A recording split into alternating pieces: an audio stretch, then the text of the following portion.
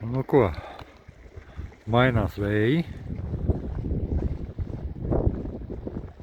Tā kā jāsāk taisīties uz copi. Nu, es nezinu, rīt tā kā plānojās uz labu copi. Šodien negāja, jo vējš ir diezgan jaudīgs šodien.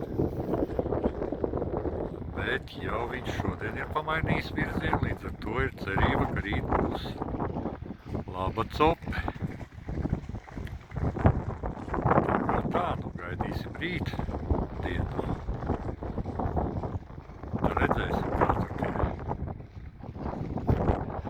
vēji mainās, kāda tā cope. Te es iegādājos vienu jaunu kameru, es nezinu, cik viņa labi filmē, kā, nu rīt redzēsim copē. Tagad tā salīdzināšanai, lai jūs saprastu.